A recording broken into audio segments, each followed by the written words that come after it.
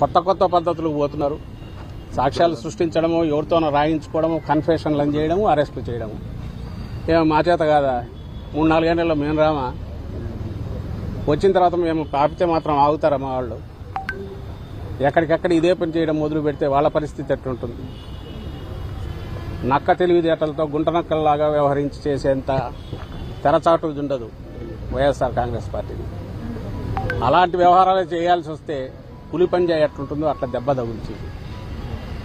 ఇది నేను ఏదో దీనిగా చెప్పట్లా, నాటకీయంగా కూడా చెప్పట్లా. దెబ్బ తగిలిన వాళ్ళకి తెలుస్తూ ఉంటుంది.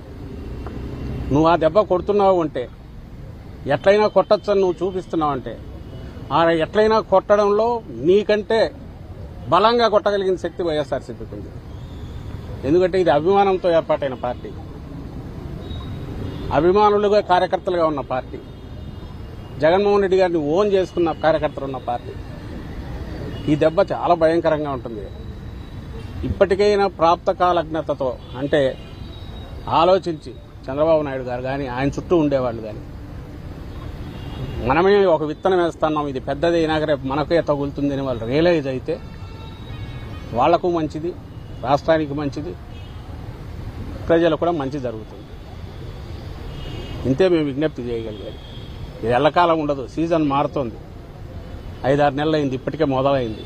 ఇంకొక 5-6 నెలలు అయితే వాళ్ళు కడుక్కోవడానికే కుదరదు. వాళ్ళు గొడవలతో సరిపోతుంది. ఆ తర్వాత 2 ఏళ్ళు అయితే ఎన్నికలు వస్తాయి. ఇవన్నీ దృష్టిలో పెట్టుకొని, వచ్చే కాలాన్ని కూడా దృష్టిలో పెట్టుకొని కొంచెం ప్రాక్టికల్గా ఆలోచించమని, ఆ విజ్ఞత వాళ్ళకు ప్రసాదించమని కోరుతున్నాం. చంద్రబాబు నాయుడు గారు కానీ ఆయన చుట్టూ ఉండే వాళ్ళకి కానీ.